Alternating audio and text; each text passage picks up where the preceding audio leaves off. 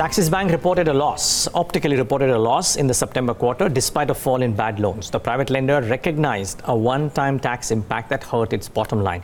Shefali Malik, though, went through the fine print and is here with the details. Shefali, good morning. What do you make of the numbers? Good, bad, ugly? Axis Bank. I would term them as good numbers because operationally they were good.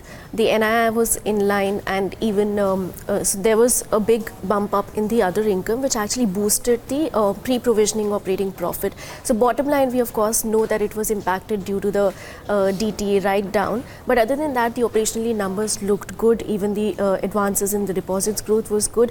The only and the asset quality, the gross NPAs actually came down on a YY basis by about 6% and about 1% on a sequential basis. Net NPAs also remained muted on absolute terms.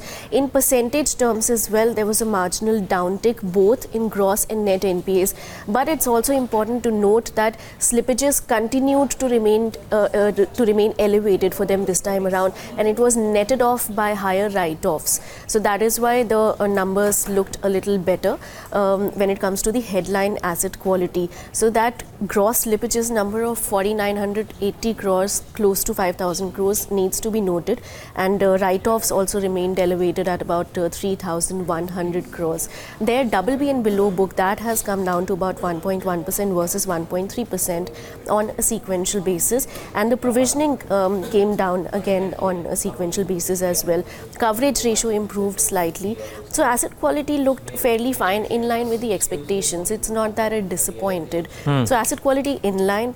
Operational numbers better than expectations, so that's why the numbers should be taken well by the street. What about the commentary, Shefali? Because they have said that the stress might remain elevated until the macro improves, but they've also said that they will see faster than industry loan growth. What did you make of the commentary? Well, yes, that's what in fact every bank management is saying, that till the time this macro stress stays, some amount of pressure might still be there. Some have a better coping mechanism, so probably they are one of them because they have already seen, and mind you, in the first quarter they had flagged off some loans worth about 12,000 odd crore rupees. So that book, it didn't, so all the slippages that came, most of them, they came from that particular pool only. So there was nothing additional, as in the case of RBL Bank, which also reported. So that is why Axis Bank numbers should be taken well, and management commentary should also be, it's fairly in line with the overall macro environment. And if they're saying that, you know, the loan growth is going to be faster for them, that should also be taken well, because this time around as well, the domestic credit growth was very strong at about 19% on a YY basis. So probably some of these banks are picking out, good opportunistic, lending ideas and lending to those particular projects.